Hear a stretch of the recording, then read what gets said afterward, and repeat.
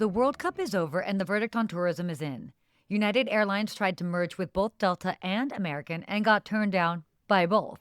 And Europe just fined Google $500 million for something the travel industry does to its own suppliers every single day.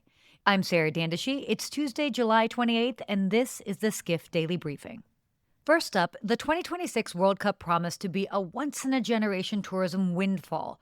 Organizers projected $30 billion in economic output for the U.S., over 1 million international visitors, and hotels packed to the rafters.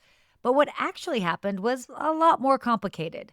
International arrivals in June, the heart of the tournament, fell 1.8% year over year. That's a decline on top of last year's decline. Overseas fans simply didn't show up in the numbers the forecast assumed. A Skift research survey found 46% of travelers were less likely to visit the U.S., specifically because of the current political environment, rising to 59% among Germans and 62% among Canadians. Hotels still made money, but by charging more, not by hosting more people. RevPAR, revenue per available room, jumped over 100% on some match days, but many hotels had priced so aggressively in anticipation of a boom that they ended up cutting rates 30% once actual demand came in softer than expected. Here's why this matters beyond this summer. Los Angeles is hosting the 2028 Olympics, financed on the same assumptions.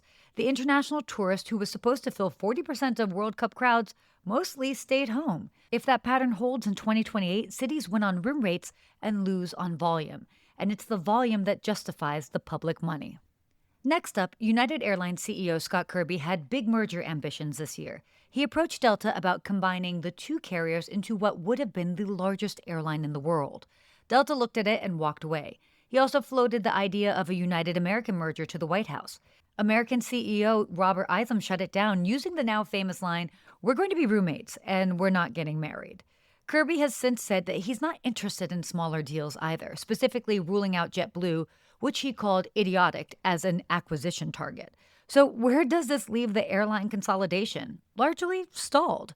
Delta's CEO says that he sees consolidation as more likely among distressed carriers than big ones. But even among ultra-low-cost carriers, merger talk has mostly fizzled out since Allegiant closed the deal with Sun Country in May. The takeaway, the Iran war was supposed to trigger a wave of airline M&A. So far, the industry is mostly focused on fixing its own profitability rather than buying its way to scale. And finally, the European Commission fined Google $525 million this week for favoring its own hotel and travel results in search. The travel industry cheered, but Skift's Rafat Ali noticed something worth calling out. Nearly every company applauding the Google fine, Booking Holdings, Expedia, TripAdvisor, they run their own version of the same system. Booking lets hotels pay for better visibility through its preferred partner program. Expedia sells a product called Accelerator, where hotels pay extra to improve their rankings. Trivago, which is suing Google for unfair ranking, was itself fined $30 million in Australia for putting the highest paying hotel at the top of results, not the best value one. The pattern is the same at every level. Organize the choices, capture the demand, sell the position. Google does it.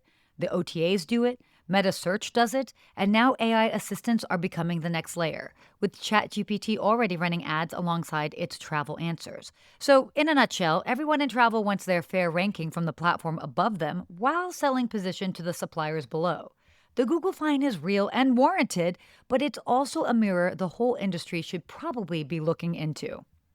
Well, that's it for your Skift Daily Briefing. For more industry news, head to skift.com, and as always, subscribe at skift.com/daily. Thanks so much for listening.